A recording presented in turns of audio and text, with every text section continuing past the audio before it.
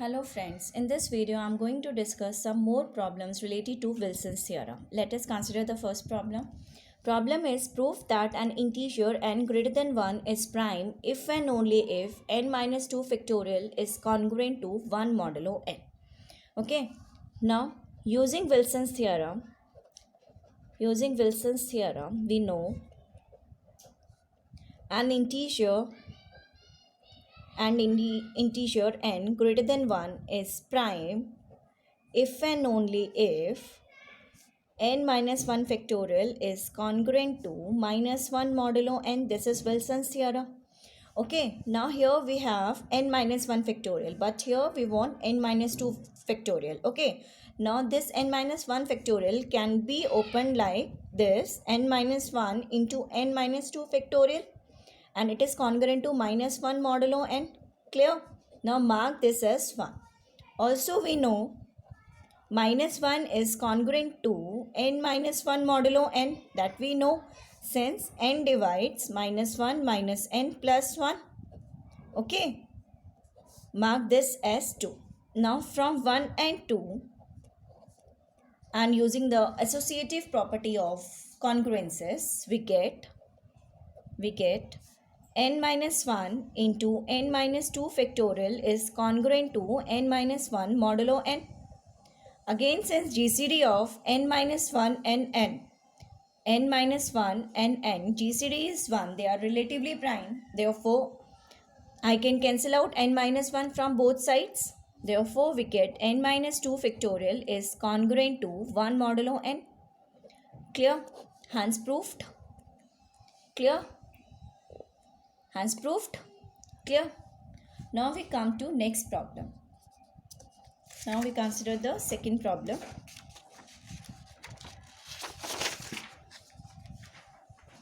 Show that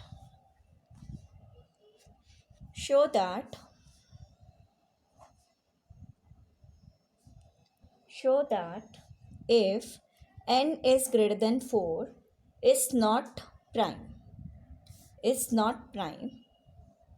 then n minus 1 factorial is congruent to 0 modulo n. Clear? Now, given that n is greater than 4 is not prime, means n is composite. Now, we want to show n minus 1 factorial is congruent to 0 modulo n.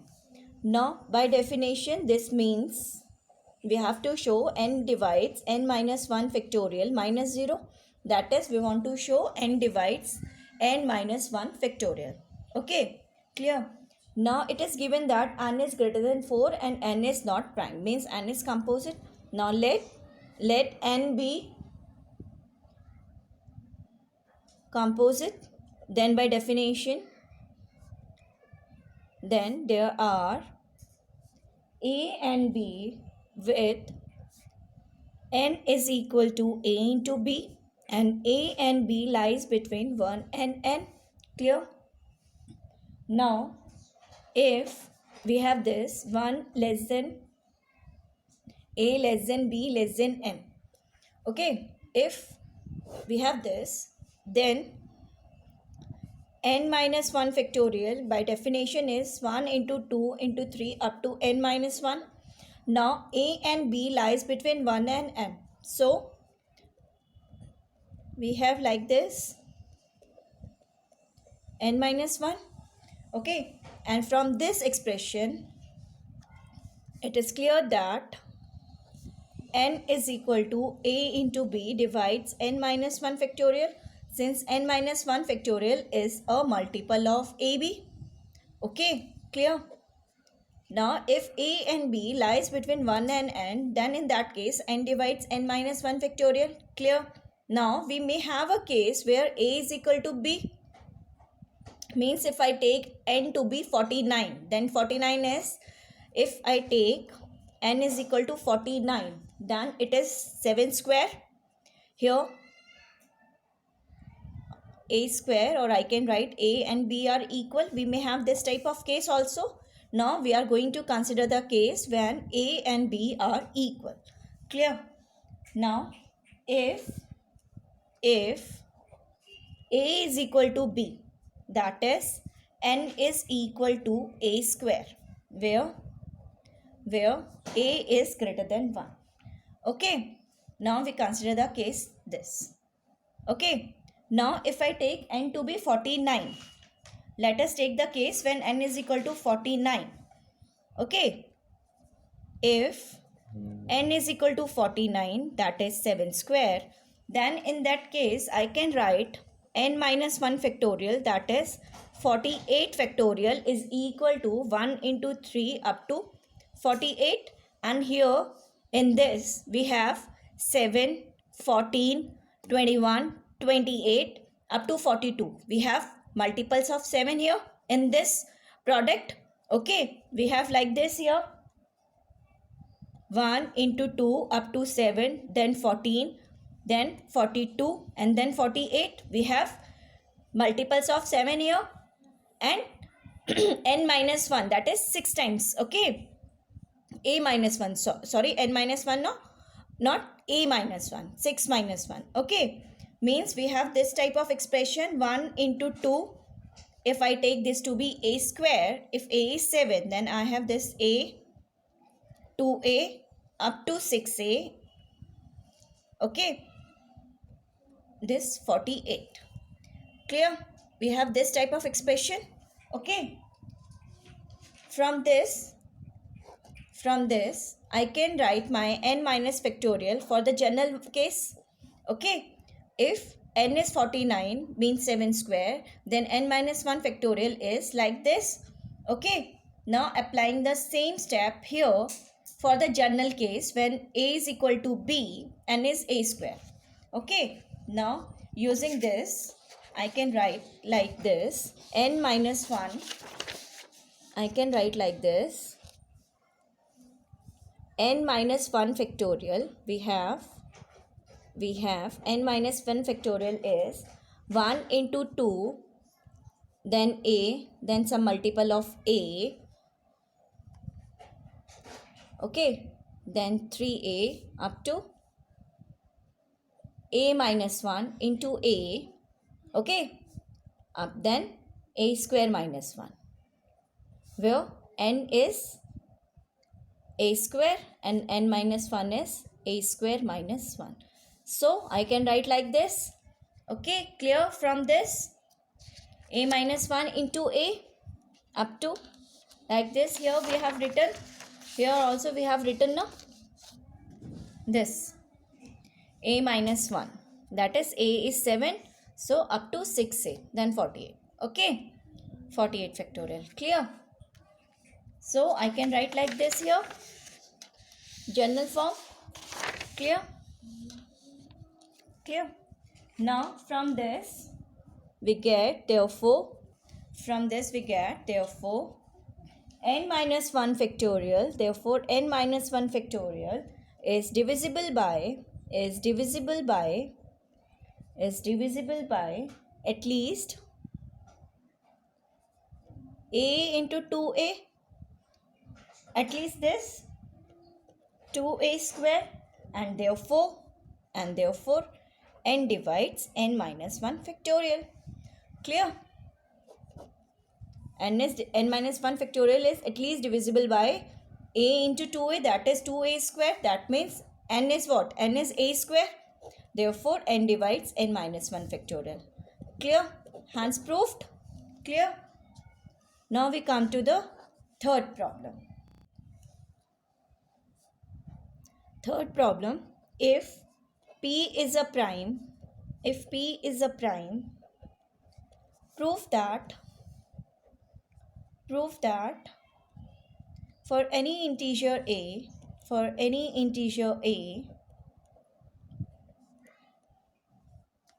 P divides a power p plus p minus 1 factorial a, and P divides p minus 1 factorial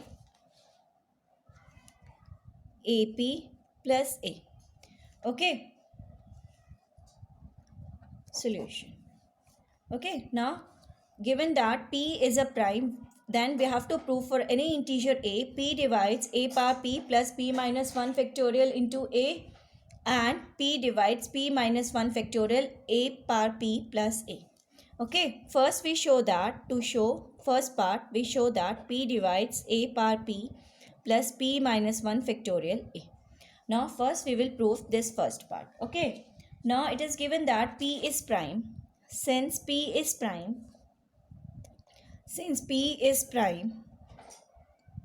therefore by using Wilson's theorem,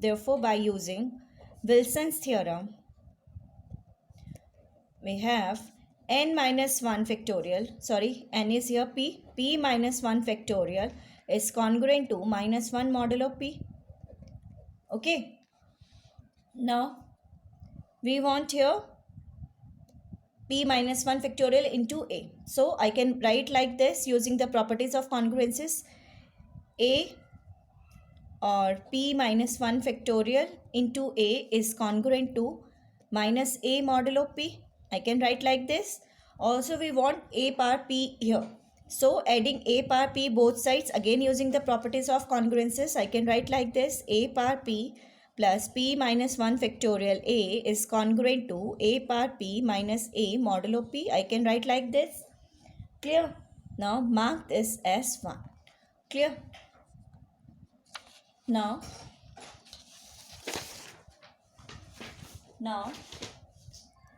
using the corollary to Fermat's theorem. Corollary to Fermat's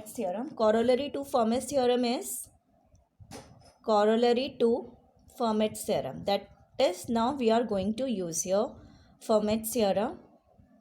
We have, if p is a prime, then a to the power p is congruent to a modulo p for any integer a.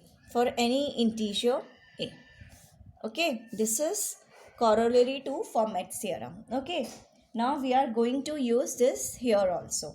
Okay, it is given that p is prime.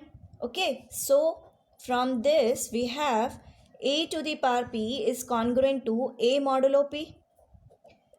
That is, a to the power p minus a is congruent to 0 modulo p. Clear? Now mark this as 2. Now from 1 and 2 and using the associative property of congruences, we get a to the power p plus p minus 1 factorial into a is congruent to 0 modulo p, and by definition this will imply p divides a to the power p plus p minus 1 factorial into a. Hence proved. First part is proved. Clear? Now same way in the second part, now we are going to show p divides p minus 1 factorial a to the power p plus a. Okay. Now again, since p is a prime, using Wilson's theorem, we have p minus 1 factorial is congruent to minus 1 modulo p. Clear? Now I want a into p, here p minus 1 factorial into a power p. So I can write like this. A to the power p is congruent to minus a to the power p modulo p, again using the properties of congruences. Now adding a both sides, p minus 1 factorial ap plus a is congruent to a minus a to the power p modulo p. Clear? Now mark this as 3. Okay. Now mark this as 3. Clear? This is our third. Clear? Now again using this corollary to Fermat's theorem, we have, using the corollary to Fermat's theorem, or I can straightway write here from 2. Instead of writing again and again, I can easily write here from this, from second equation also, second congruence here, a to the power p minus a is congruent to 0 modulo p, or from this I can say a minus a to the power p is congruent to 0 modulo p. I can write like this also. Okay, since here we want a minus ap and here we have a power p minus a. Okay, so from 2 So from 2 we have a minus a to the power p is congruent to 0 modulo p. I can write like this and mark this as 4. Now using 3 and 4 and using the associative properties of congruences, we get p minus 1 factorial a to the power p plus a is congruent to 0 modulo p. I can write like this, clear? And this by definition will imply p divides p minus 1 factorial into a power p plus a. Clear? Hence proved. Clear? Okay. Now that's it for Wilson's theorem. If you have any queries or any suggestions, please write to me in comment box. Thank you.